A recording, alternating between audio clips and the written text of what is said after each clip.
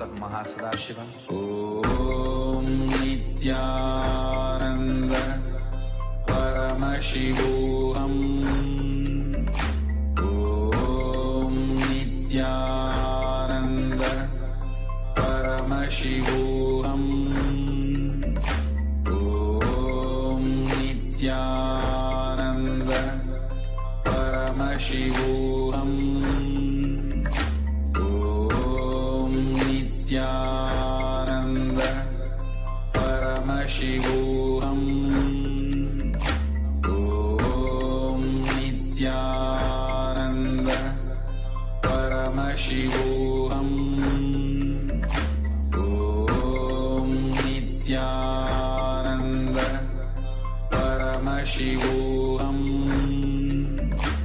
ॐ नित्यानन्द परमशिवोऽहम् ॐ नित्यानन्द परमशिवोऽहम् ॐ नित्यानन्द परमशिवोऽहम् ॐ नित्यानन्द परमशिवोऽहम् नित्यानन्द परमशिवोऽहम् ॐ नित्यानन्द परमशिवोऽहम् ॐ नित्यानन्द परमशिवोऽहम्.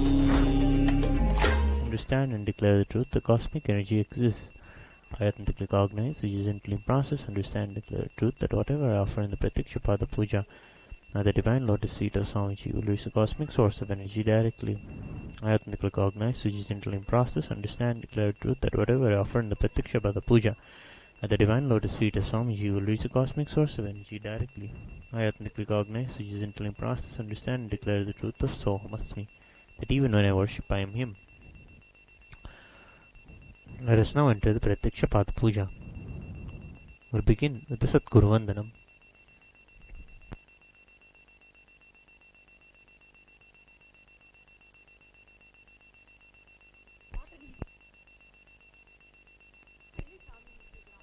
Now please take some flowers in your hands and offer the flowers at His Divine Holiness Swamiji's feet along with the mantra. नित्यानन्दं परमसुखदं केवलं ज्ञानमूर्तिं द्वन्द्वातीतं गगनसदृशं तत्त्वमस्यादिलक्ष्यम् एकं नित्यं विमलमचलं सर्वदी साक्षिभूतं भावातीतं त्रिगुणरहितं सद्गुरुं तं नमामि. नित्यानन्देश्वर परमशिवसमारम्भाम् नित्यानन्देश्वरि पराशक्तिमध्यमाम् अस्मदाचार्यपर्यन्ताम् वन्दे गुरुपरम्पराम्. ललाटे त्रिपुण्ड्रीनितिलकृतकस्तूरीतिलकः स्फुरन्मालाधारस्फुरितकटिकोपीनवसनः ददानो दुट्टारं शिरसि शशिकलाम् प्रदीपः सर्वेषाम् अरुणगिरियोगी विजयते आचम्य.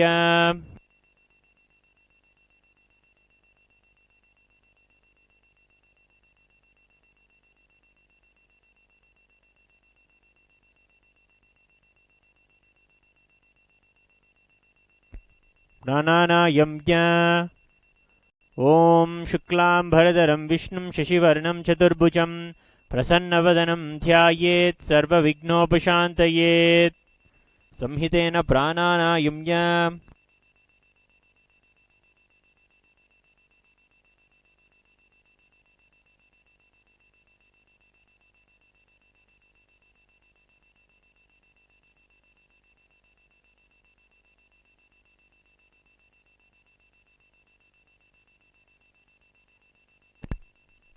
ममोपात्त समस्त दुरितक्षयद्वारा भगवत् श्री नित्यानंद परमशिव प्रीत्यर्थम श्री नित्यानंदेश्वरी पराशक्ति समेत श्री नित्यानंदेश्वर परमशिव प्रीत्यर्थम च शुभे शोभने मुहूर्ते आद्य ब्राह्मणः द्वितीय परार्धे श्री श्वेतवराह कल्पे वैवस्वतमन्वन्तरे अष्टाविंशतितमे नित्ययुगे प्रथमे पादे जम्बूद्वीपे भारतवर्षे भरतखण्डे मेरोः दक्षिणे पार्श्वे शकाब्दे अस्मिन् वर्तमाने व्यवहारिके प्रभवादीनां षष्ट्याः संवत्सराणां मध्ये शार्वरी नाम संवत्सरे उत्तरायणे श्रीलक्ष्मी वेङ्कटेश्वर ऋतौ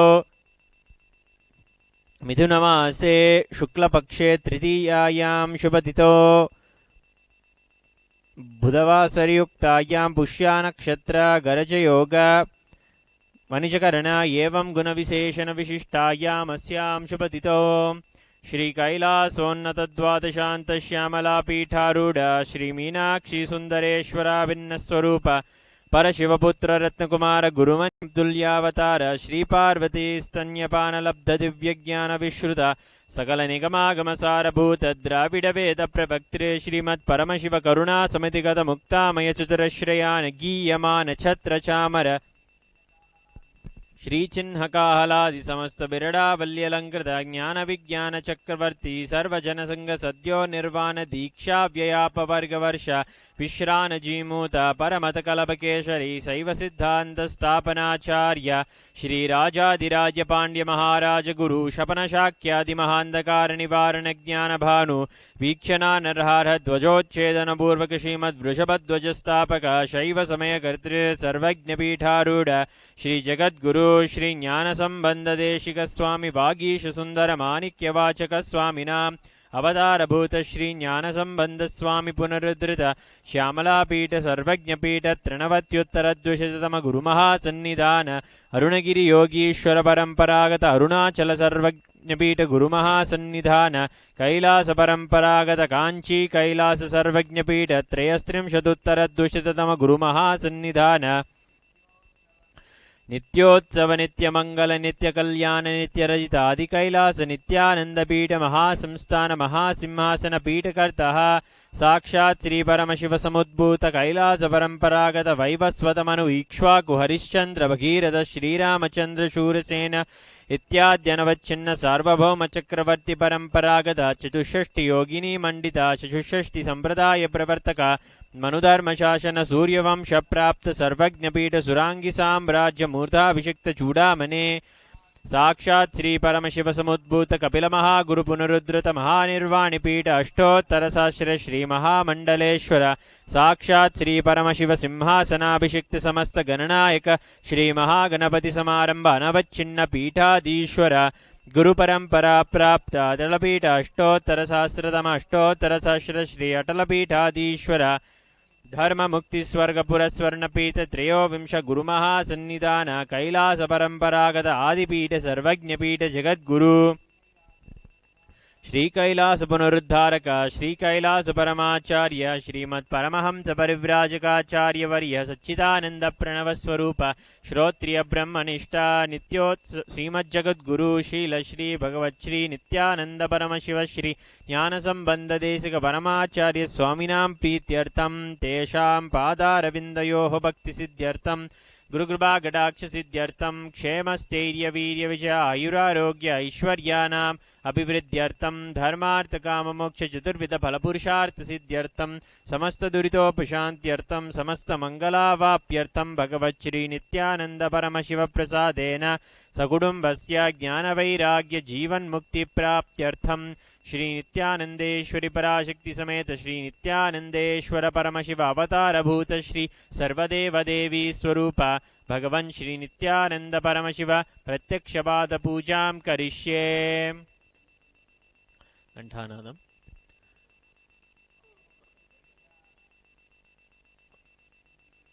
ओम आगमार्थं तु देवानां गमनार्थं तु राक्षसां घंटानादं करोम यादो देवताह्वानलांछनं घंटादेवताभ्यो नमः।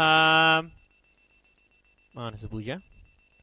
ओम हृत्पद्ममासनं दद्यात् सहस्रारच्युतामृतैः पाद्यं चरणयोर्दद्यात् मनस्सु अर्घ्यं निवेदयेत्। तेनामृतेन आचमनीयं स्नानीयं तेन च स्मृतम्। आकाशतत्त्वं वस्त्रं स्यात् गन्धः स्यात् गन्धतत्त्वकम्। चित्तं प्रकल्पयेत् पुष्पं धूपं प्राणान् प्रकल्पयेत्। तेजस्तत्त्वं च दीपार्थं नैवेद्यं स्यात् सुधाम्बुधिः। अनाहतध्वनिर्घण्टा वायुतत्त्वं च चामरं। सहस्रारं भवेच्छत्रं शब्दतत्त्वं च गीतकम्। नृत्यमिन्द्रियकर्माणि चाञ्चल्यं मनसस्तथा। सुमेकलां पद्ममालां पुष्पं नानाविधं तथा। अमायाद्यैर्भावपुष्पैः अर्चयेद् भावगोचरम्। अमायम् अनहङ्कारम् अरागम् अमथं तथा। अमोहकम् अदम्बं च अद्वेषाक्षोभकौ तथा। अमात्सर्यम् अलोपं च दशपुष्पं विदुर्बुधाः। अहिंसा परमं पुष्पं पुष्पमिन्द्रियनिग्रहः। दयापुष्पं क्षमापुष्पं ज्ञानपुष्पं च पञ्चमम्। इति पञ्चदशैर्भावपुष्पैः सम्पूजयेत् भगवन्तं श्रीनित्यानन्दपरमशिवम्। आसनम्। ॐ सर्वभूतान्तरस्थाय सर्वभूतान्तरात्मने कल्पयाम्युपवेशार्थम् आसनं ते नमो नमः। ॐ ह्रीं इदं सुवर्णासनं सर्वदेवदेवी स्वरूपाय भगवते श्रीनित्यानन्दपरमशिवाय नमः। स्वागतम्। ॐ शान्तत्वात् सर्वकर्तृत्वात् भावोपरितिकारणात् शिव उक्तो महातन्त्रमन्त्रविद्भिः सदा शिवः। तस्मै शिवाय गुरवे वीतरागकलाय वै। अमेयत्वात् अनन्तोऽयं न च त्वाच्च प्रकीर्तितः। यस्य दर्शनमिच्छन्ति देवाः स्वाभीष्टसिद्धये तस्मै ते परमेशान स्वागतं स्वागतं प्रभो। अद्य मे सफलं जन्म जीवनं सफला क्रियाः। स्वागतं यत्त्वया तन्मे तपसां फलमागतम्। ॐ ह्रीं सर्वदेवदेवी स्वरूप भगवन् श्रीनित्यानन्दपरमशिव स्वागतं सुस्वागतं ते।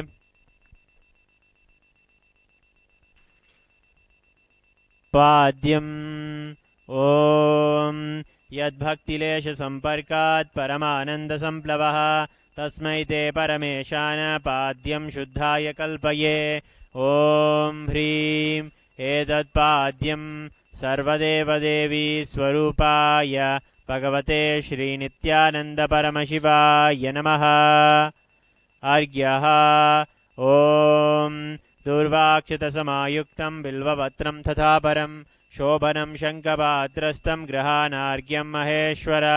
ॐ ह्रीं एषोऽर्घ्यः सर्वदेवदेवी स्वरूपाय भगवते श्रीनित्यानन्दपरमशिवाय स्वाहा। आचमनीयम्। ॐ मन्दाकिन्यास्तु यद्वारी सर्वपापहरं शुभं ग्रहाणाचमनीयं त्वं मया भक्त्या निवेदितम्। ॐ ह्रीं इदम् आचमनीयोदकं सर्वदेवदेवी स्वरूपाय भगवते श्रीनित्यानन्दपरमशिवाय स्वधा। मधुपर्कः। ॐ सर्वकल्मषनाशाय परिपूर्णसुधात्मकं मधुपर्कमिमं देव कल्पयामि प्रसीद मे। ॐ ह्रीं एष मधुपर्कः सर्वदेवदेवी स्वरूपाय भगवते श्रीनित्यानन्दपरमशिवाय स्वधा। गन्धतैलम्। ॐ स्नेहं गृहाण स्नेहेन लोकानां हितकारक सर्वलोकेषु शुद्धस्त्वं ददामि स्नेहमुत्तमम्। ॐ ह्रीं इदं गन्धतैलं सर्वदेवदेवी स्वरूपाय भगवते श्रीनित्यानन्दपरमशिवाय निवेदयामि। स्नानीयम्। ॐ इदं सुशीतलं वारी स्वच्छं शुद्धं मनोहरं स्नानार्थं ते मया भक्त्या कल्पितं प्रतिगृह्यताम्। ॐ ह्रीं इदं स्नानीयोदकं सर्वदेवदेवी स्वरूपाय भगवते श्रीनित्यानन्दपरमशिवाय निवेदयामि। वस्त्रम्।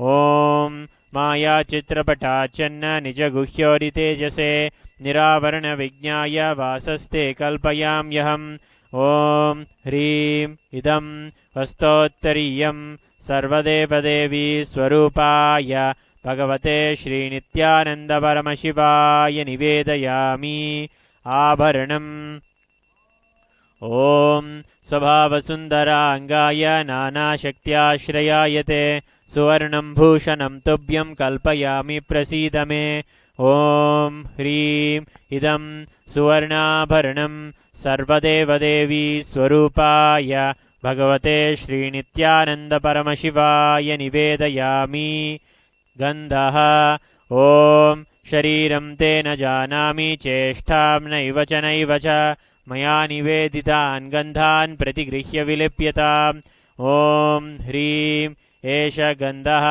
सर्वदेवदेवी स्वरूपाय भगवते श्रीनित्यानन्दपरमशिवाय नमः पुष्पम् ॐ तुरीयवनसम्पन्नं नानागुणमनोहरम् आनन्दसौरभं पुष्पं गृह्यतामिदमुत्तमम् ॐ ह्रीं एतानि सचन्दनपुष्पाणि सर्वदेवदेवी स्वरूपाय भगवते श्रीनित्यानन्दपरमशिवाय वौषटे बिल्वपत्रम् ॐ अमृतोद्भवं श्रीवृक्षं शङ्करस्य सदा प्रियं बिल्वपत्रं प्रयच्छामि पवित्रं ते सुरेश्वर ॐ ह्रीं एतानि सचन्दनबिल्वपत्राणि सर्वदेवदेवी स्वरूपाय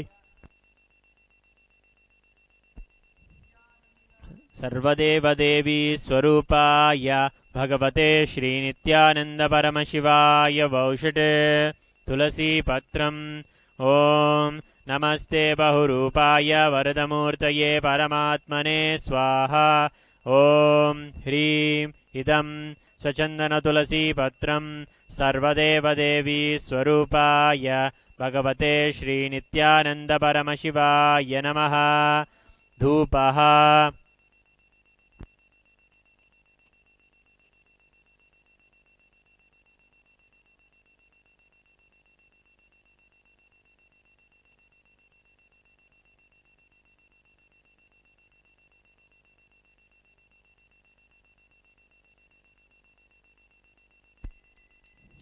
ॐ वनस्पतिरसो दिव्यो गन्धाद्यस्सु मनोहरः आग्रेयः सर्वदेवानां धूपोऽयं प्रतिगृह्यताम् ॐ ह्रीं एष धूपः सर्वदेवदेवी स्वरूपाय भगवते श्रीनित्यानन्दपरमशिवाय नमः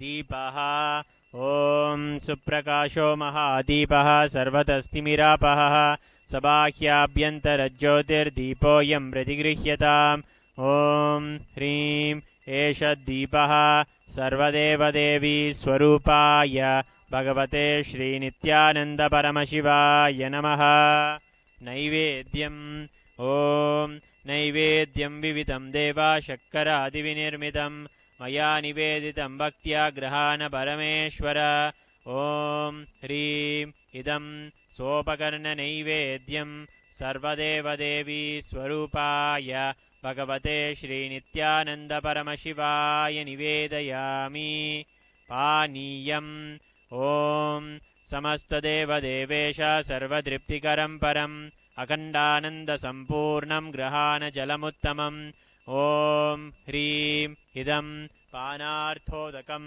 सर्वदेवदेवी स्वरूपाय भगवते श्रीनित्यानन्दपरमशिवाय नमः